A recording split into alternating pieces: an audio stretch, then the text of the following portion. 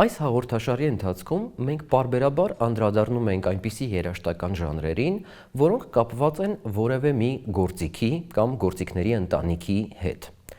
Բացառություն չէ նաև այն ժանրը, որի մասին կխոսեմ այսօր՝ տոկատի երաժշտական ժանրը։ Տոկատը կարծես թե մշտապես կապված է ստեղնաշարային գործիքների հետ։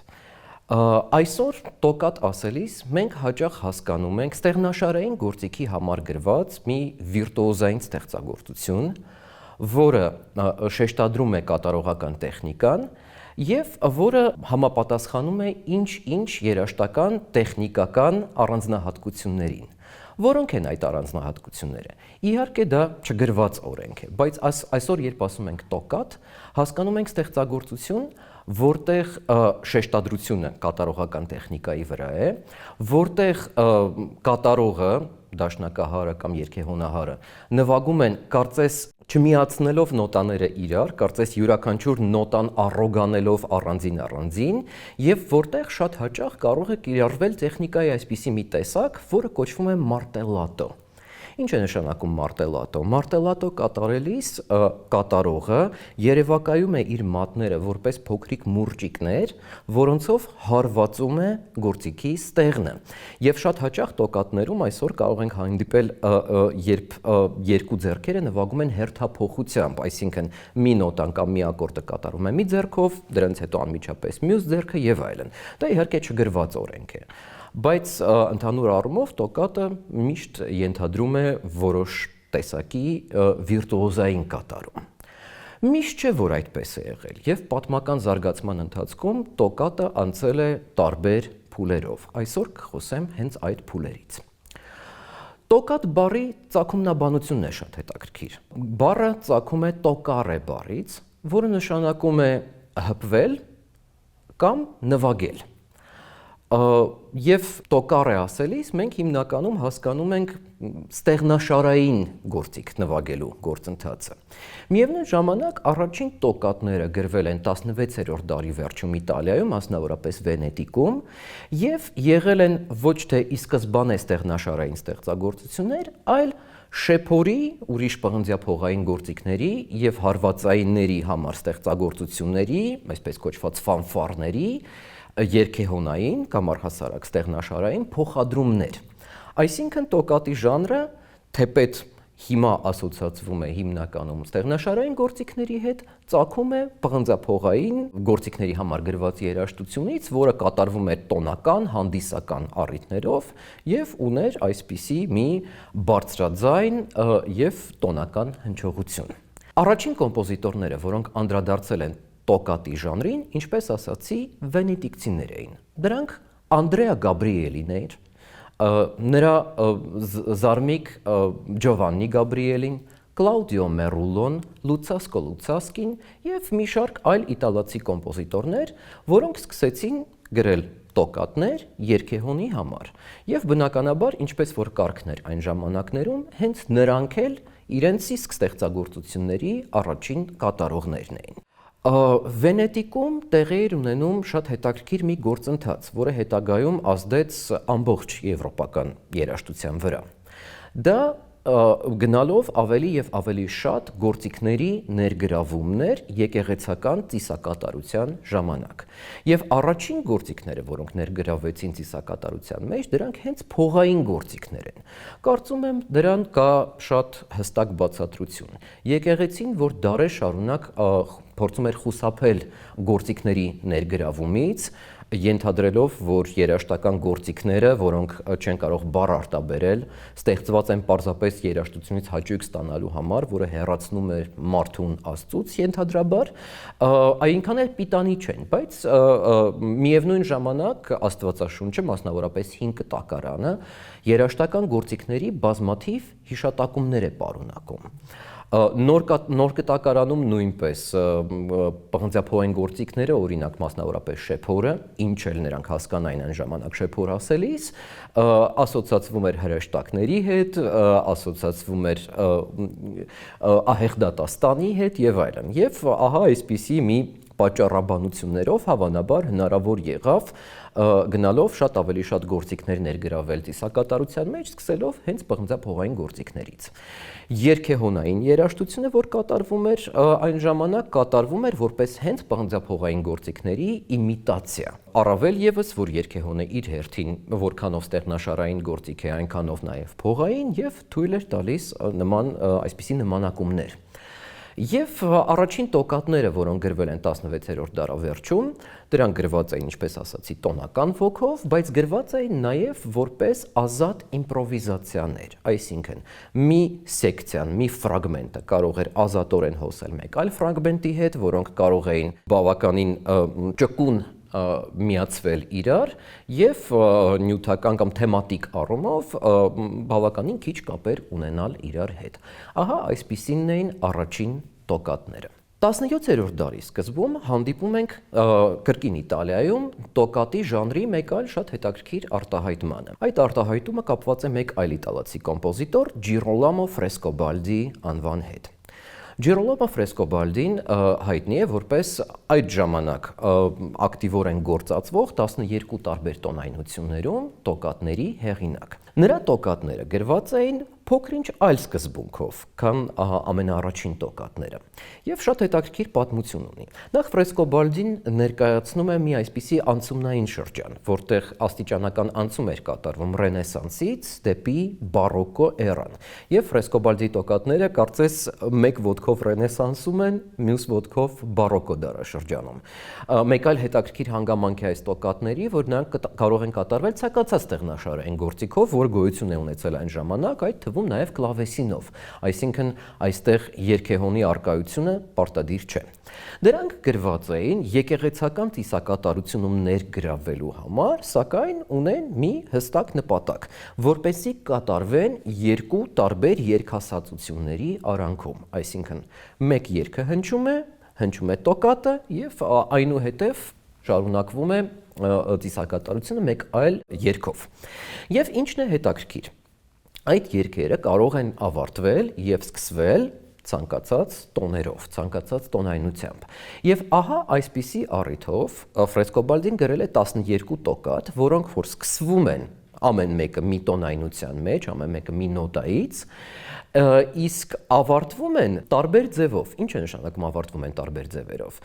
Կախված դրանից, թե ինչ երգ պետք է կատարվեր տոկատից հետո, տոկատը կատարվում էր սկզբից մինչև տվյալ մասը, որտեղ կար կադանս, այսինքն եզրափակում տվյալ նոր տոնայնության մեջ, այսինքն յուրաքանչյուր տոկատ ուներ բազմաթիվ այսպիսի կադանսներ, սկսվելով մի տոնայնությունից, այն կարող էր ավարտվել ցանկացած մեկ այլ տոնայնության մեջ։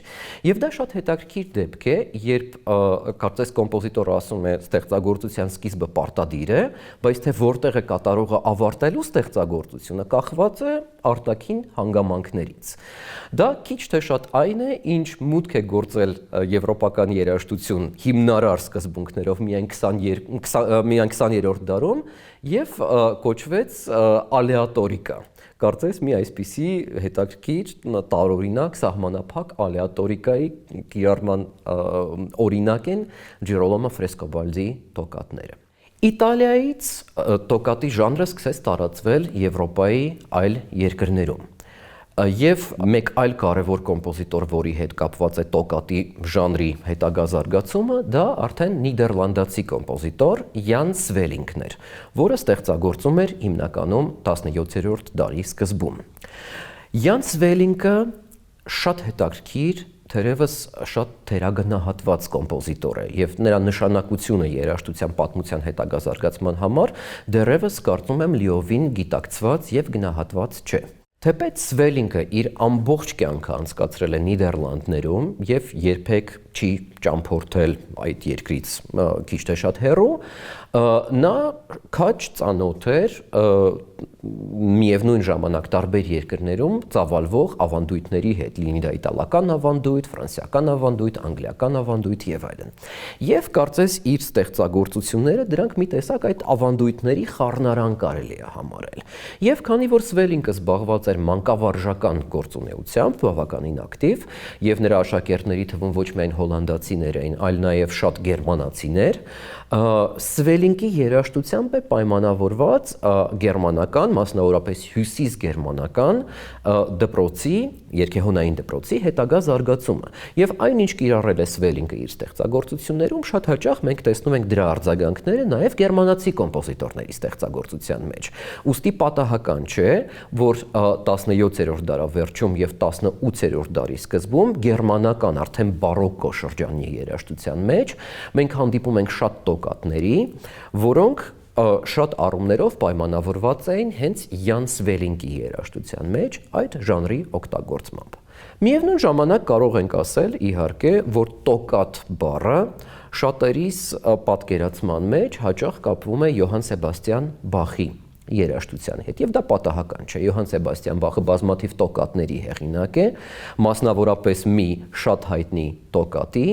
դա նրա երգեհոնի համար գրված տոկատ եւ ֆուգա ռե մինոր շարքի առաջին մասն է, բայց ես կուզենայի նախ եւ առաջ խոսել Բախի մեկ այլ տոկատի մասին, որը թերևս քիչ հայտնի է ավելի, բայց շատ ավելի տիպիկ է Բախի ստեղծագործության համար։ Սկսենք այն բանից, որ Բախը ստեղծագործելով 18-րդ դարասկզբում Գերմանիայում այլևս կապված չէր այդ ավանդույթի հետ, որը ծագել էր Իտալիայում ավելի քան 1 դար առաջ, դա այն էր, որ տոկատները անպայման պետք է լինեին պղնձափողայինների համար ստեղծագործությունների փոխադրություններ։ Նա գրում էր տոկատներ արդեն ի սկզբանե ստեղնաշարային գործիքների համար, ընդ որում չսահմանափակվելով երգեհոնով, ստեղծելով տոկատներ նաև կլավեսինի համար մասնավորապես, եւ ընկալում էր տոկատը արդեն որպես ստեղնաշարային վիրտուոզային ստեղծագործություն, որը, եւ այստեղ կուզենայի ուշադրություն հրավիրել, ազատ ֆանտազիա էր նմանվում, այսինքն երաժշտությունը պարունակում էր մի այսպիսի ազատ հոսք, որը անցնում էր տարբեր իրավիճակներով, տարբեր երաժշտական հյուսվածքներով, անգամ տարբեր արագության երաժշտական հատվածներով եւ ստեղծագործական առումով շատ ավելի ազատ էր, քան նրա շատ այլ ստեղծագործություններ, որոնք գրված էին այլ ժանրերում, որոնք իրենց հերթին արդեն ենթադրում էին որոշակի ժանրային պայմանականություններ։ Ահա այսպիսինն է կլավեսինի համար գրված Բախի մի մինոր տոկատը։ Այդ տոկատը անցնում է երաժշտական մեկ իրավիճակից մյուսը եւ բավականին արագ է անցնում։ Այն պարունակում է պրելյուդիայի պես մի նախաբան, այն պարունակում է ազատ պոլիֆոնիկ հատվածներ, պարունակում է նաեւ բավականին խիստ կանոններով գրված ֆուգա։ Այսինքն հիմնական հատկանիշը այդ տոկատի այն է, որ ստեղնաշարային երաժշտություն է, որ օգտագործում է հենց ստեղնաշարային գործիքի բոլոր հնարավորությունները եւ պարունակում է ազատ հոսող իրավիճակներ, որոնցից մեկից անցում է կատարվում դեպի մյուսը, ընդ որում բավականին անկանխատեսելի։ Այդ առումով մենք կարող ենք ասել, որ Բախը հասկանում էր տոկատը որպես մեկ այլ ժանր, թերևս մի բառ, որ Բախին գուցե եւ ծանոթ չէր, դա ռապսոդիան է, այն ինչ այսօր կոչվում է ռապսոդիա։ Ռապսոդիան իհարկե դա գալիս է Հին Հունաստանից եւ ռապսոդները, որոնք որ էպիկ պատմություն բանավոր, ուրեմն պատմողներն էին, նրանք ուրեմն շատ հաճախ ազատ անցնում էին տեքստի ընթերցանությունից դեպի երգ, երգից դեպի ասերգ եւ այլն։ Եվ այդ ամեն ինչը տեղի էր ունենում բավականին անկանխատեսելի, ազատ իմպրովիզացիայի, ազատ ֆանտազիայի նման։ Այսպիսին էին նաեւ հայկական էպոսի պատմողները ժամանակին։ Եվ ահա այսպիսի ռապսոդիա, մեկ այլ բառով ասած տոկատ, ենթադրում էր Բախը իր կլավիրային տոկատներում։ Միևնույն ժամանակ, ինչ խոսք, ամենահայտնի տոկատն է, թե Բախի, թե առհասարակ այս ժանրի պատմության մեջ, Բախի արդեն իսկ հիշատակված ռե մինոր տոկատն է, որը վերցված է ռե մինոր տոկատ եւ ֆուգա շարքից։ Այս ստեղծագործությունը շատ հետաքրքիր պատմություն ունի եւ դրա շուրջ կարծես չեն կանգ առնում առ այսօր տարբեր բանավեճերը գիտնականների։ Ահա թե ինչու։ Բախի ամենահայտնի ստեղծագործությունը այնքան էլ հայտնի չէր նրա մահից հետո։ Նոտաները հայտնաբերվել էին միայն 19-րդ դարի առաջին տասնամյակներում, որից հետո ստեղծագործությունը միանգամից մեծ համբավ է ձեռք բերել։ Եվ այդ առումով ստեղծագործությունը նման չէ Բախի միևնույն ժանրում գրված այլ ստեղծագործություններին։ Ընդ որում միևնույն ժանր ասելիս նկատի ունեմ թե տոկատի ժանրը եւ թե երգեհոնային պրելյուդ եւ ֆուգայի ժանրը։ Ահա թե ինչու։ Նախ եւ առաջ տոկատ վերնագիրը այս ստեղծագործությանը տրվել է շատ ավելի ուշ եւ բացակայում էր մանուսկրիպտում։ Այսինքն ձեռագրի մեջ տոկատ բառը առհասարակ նշված չէ։ Վերնագիրը տրված է նկատի ունենալով այն գիտելիքները, թե ինչպիսին է պետք է լիներ տոկատը, որը որ գրվել է բարոկկո շրջանում։ Բախը ամենայն հավանականությամբ ենթադրում էր այսօր հայտնի որպես տոկատ եւ ֆուգա շարքը, որպես պրելյուդ եւ ֆուգա, ոչ թե տոկատ եւ ֆուգա, բայց քանի որ այս պրելյուդը ուներ տոկատի հատկանիշներ, վերնագիրը կարծես արմատավորվել է եւ հայտնի է առ այսօր։ Մեկ այլ ներկայացուցիչները երաժշտագիտության պնդում են որոշ բավականին հստակ հատկանիշների շնորհիվ, որ այս ստեղծագործությունը թերևս չի էլ ենթադրվել ի սկզբանե երգեհոնի համար եւ լարային գործիքի համար որևէ մի գրած ստեղծագործության փոխադրումն է։ Այսինքն թերևս կամ Բախը փոխադրել է իր իսկ մի ստեղծագործությունը, որին մենք ծանոթ չենք, կամ միջև անգամ կարող էր փոխադրել, ընդ որում այն ժամանակ փոխադրումի ենթադրում էր փոխադրողի բավականին մեծ մասնակցություն, մեկ այլ հեղինակի ստեղծագործությունը։ Եվ ահա այսպիսի հիմունքներով այս ստեղծագործության շուրջ վեճերը կանգ չեն առնում առ այսօր։ Կլասիցիզմի շրջանը տոկատի ժանրին բավականին քիչ ուշադրություն է հատկացրել, եւ այս ժանրը կարծես քիչ թե շատ մոռացությունից հառնում է միայն ռոմանտիկ դարաշրջանում մեկ այլ կոմպոզիտորի շնորհիվ, որը Ռոբերտ Շումանն էր։ Նրա օպուս 7 դաշնամուրային տոկատը առ այսօր համարվում է այդ գործիքի համար ստեղծված բարդագույն ստեղծագործություններից մեկը եւ պատահական չէ, որ այսպիսի բարդ վիրտուոզային ստեղծագործության համար Շումանը ընտրել է տոկատ անվանումը, ընդ որում ընտրել է էլի ոչ առանց որոշակի տատանումների եւ առաջին վերսիայում ստեղծագործությունը կոչվում էր ոչ թե տոկատ, այլ ֆանտաստիկական էտյուդ կրկնակի նոտաների վրա կամ կրկնակի նոտաների տեխնիկա բացահայտող։ Ահա թե ինչ էր այս ստեղծագործության նախապատմությունը։ Շումանը գրել է իր տոկատը ստեղծագործության վաղ շրջանում, երբ նրա հիմնականում բոլոր ստեղծագործությունները նվիրված էին հենց դաշնամուր գործիքին։ Այդ ժամանակ նա ամուսնացել էր արդեն Կլարա Վիկ անունով դաշնակարուհու հետ, որը դարձել է Կլարա Շուման հետագայում, որը նաև կոմպոզիտոր էր եւ որը իր սովորական պարապմունքների ժամանակ, պարզապես մկանները տաքացնելու համար,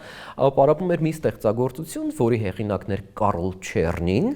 եւ որի անվանումն էր տոկատ դո մաժոր։ Ահա այս տոկատից վերցնելով ներշնչանքը, իսկ ներշնչանքից բացի նաև որոշ առումով հարմոնիկ կառուցվածքը, Շումանը գրել է իր դաշնամուրային տոկատը, այսինքն որպես մոդել ուներ ոչ թե Բախի ռե մինոր տոկատը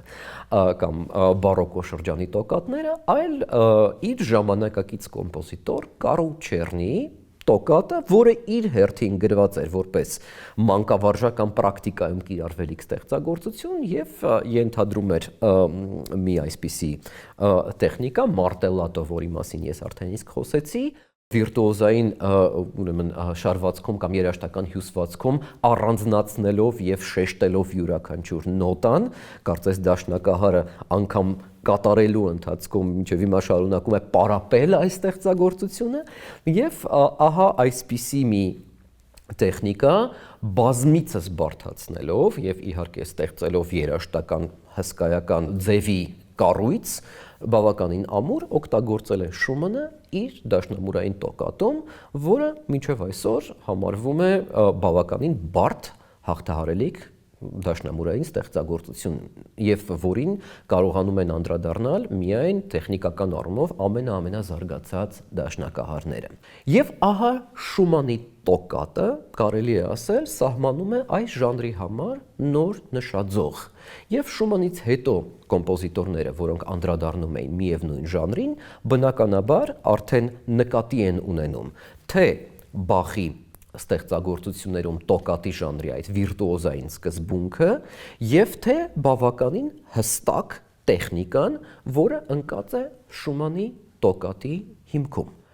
Պատահական չէ, որ տոկատի ժանրը մասնավորապես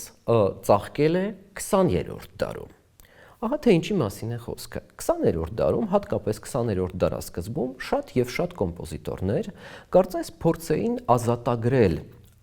երաժշտությունը ռոմանտիկական սուբյեկտիվիզմից եւ որոշ առումով օբյեկտիվ երանգներ կամ օբյեկտիվություն հաղորդել իրենց իսկ ստեղծագործություններին։ Ինչի համար էր դա արվում։ Եթե մենք նայենք դեպի երաժշտության պատմության խորքերը, մենք կտեսնենք, որ 19-րդ դարն է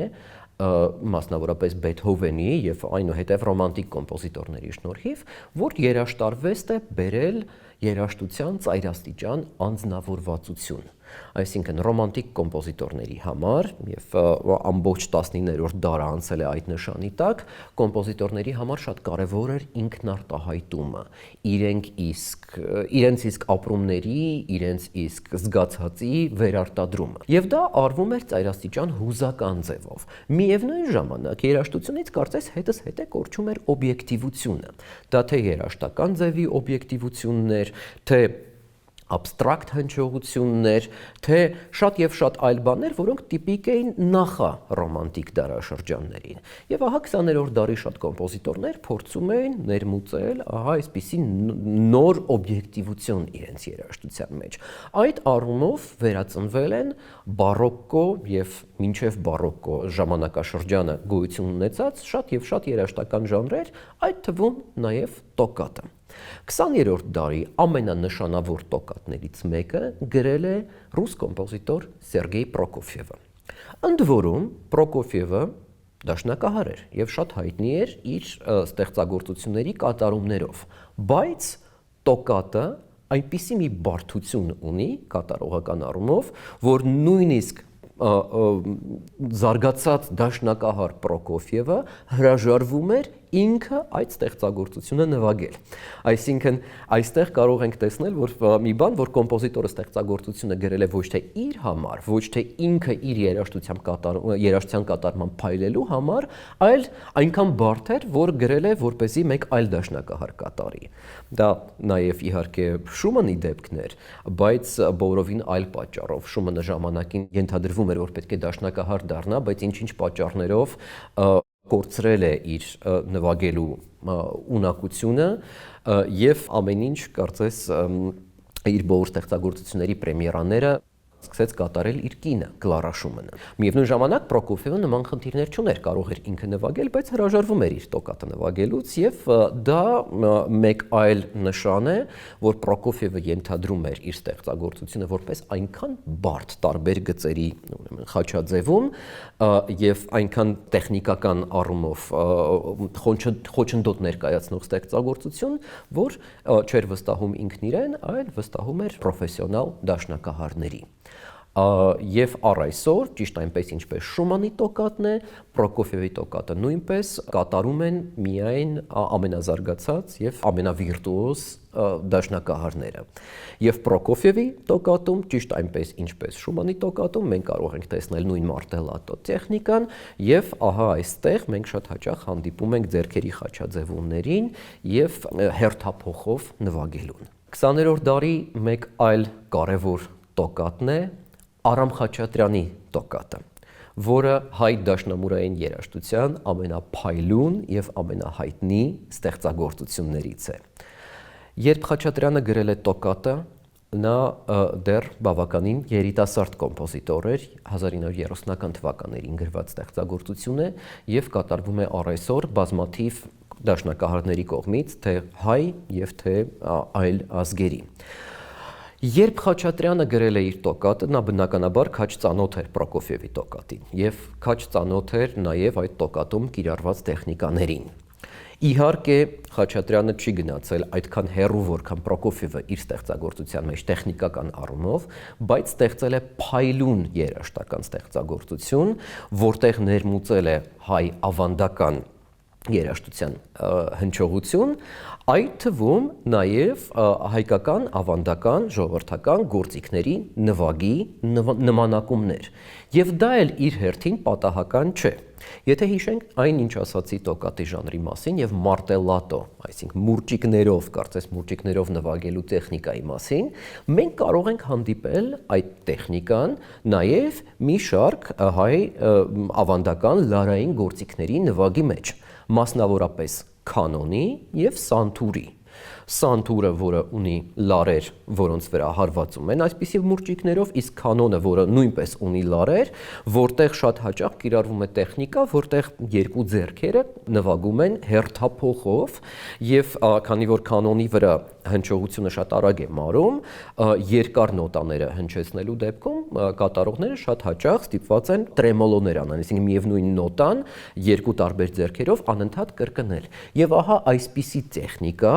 դնում է Խաչատրյանը իր տոկատի հիմքում։ Փաստորեն սա շատ հետաքրքիր լուծում է։ Մի կողմից նա հղվում է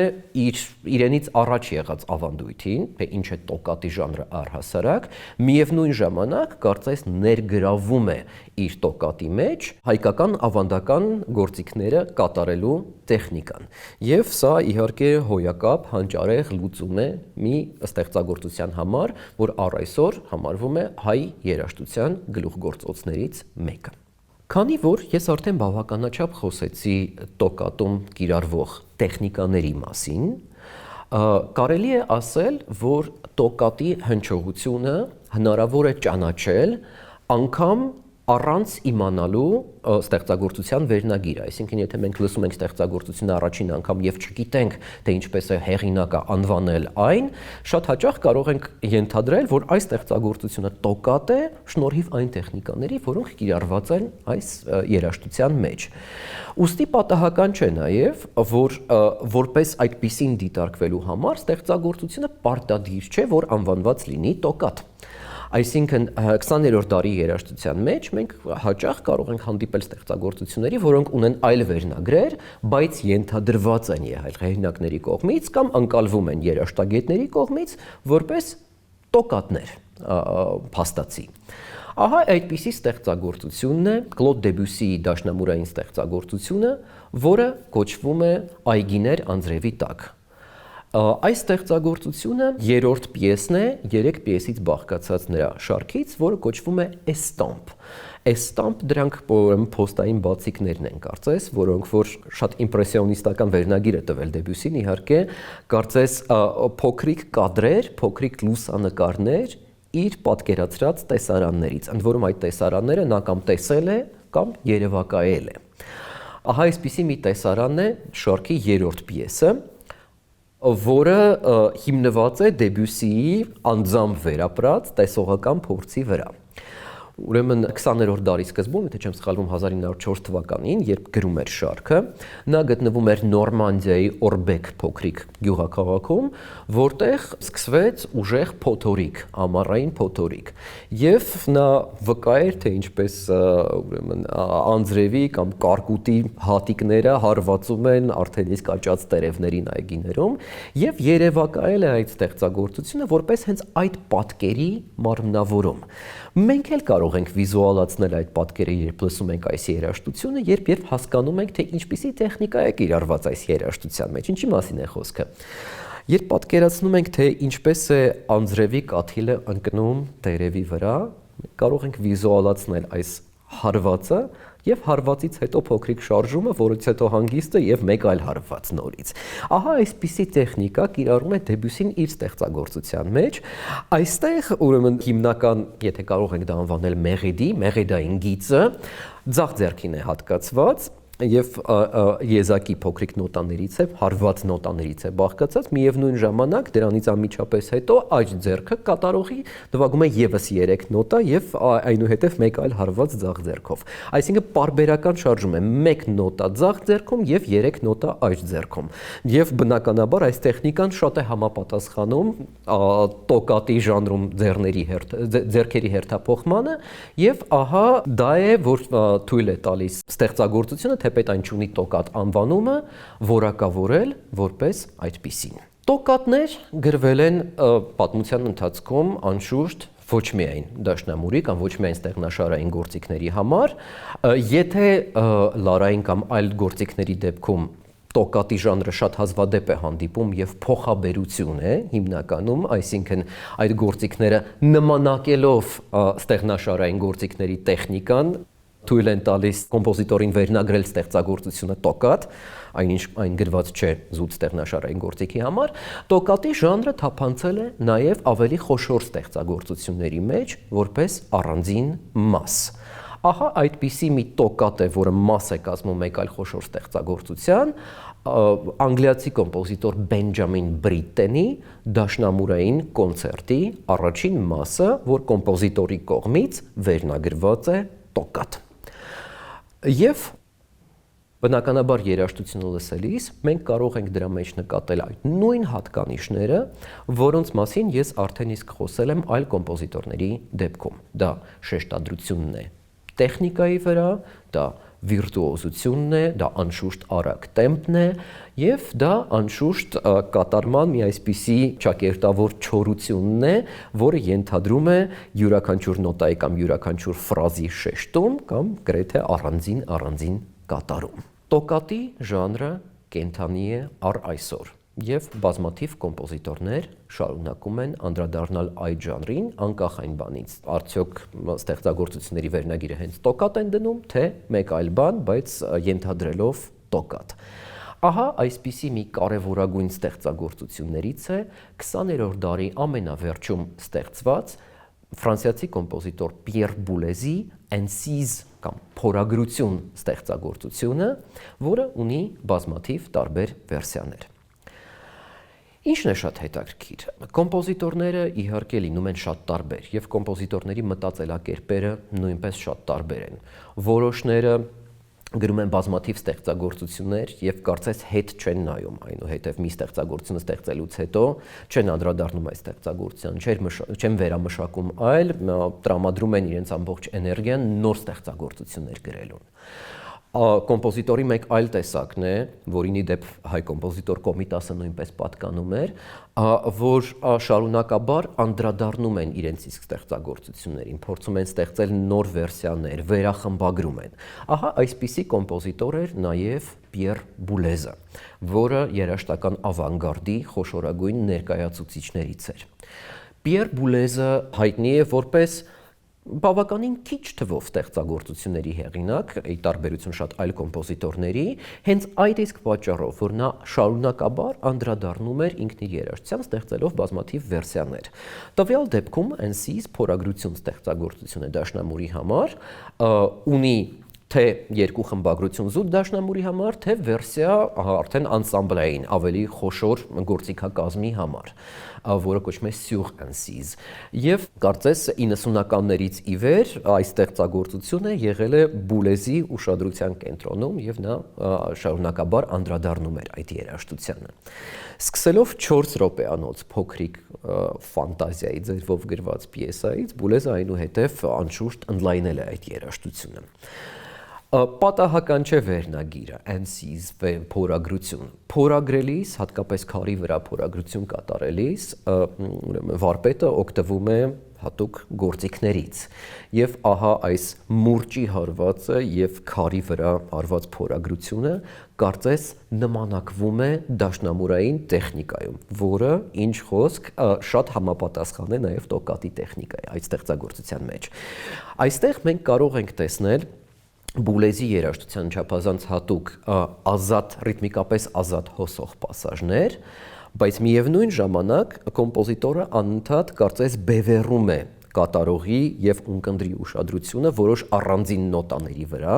որոնք շարունակաբար հարվածային այսպիսի տեխնիկայով կրկնվում են պարբերաբար։ Այդ նույն կրկնությունը մենք կարող ենք տեսնել նաեւ Արամ Խաչատրյանի տոկատում, բայց Արամ Խաչատրյանի տոկատում դա անշուշտ արված էր հայ ավանդական գործիքի տեխնիկան նմանակելու համար, միևնույն ժամանակ 20-րդ դարավերջի ստեղծագործությունում Պիեր Բուլեզի մոտ մենք տեսնում ենք ֆիզիկական շարժման, այդ վարպետի եւ նրա մուրճի շարժման կարծես նմանակում այս ստեղծագործության մեջ եւ բնականաբար հենց դա է, որ թույլ է տալիս այս ստեղծագործությունը նույնպես որակավորել որպես յուրատեսակ հետաքրքիր տոկատ։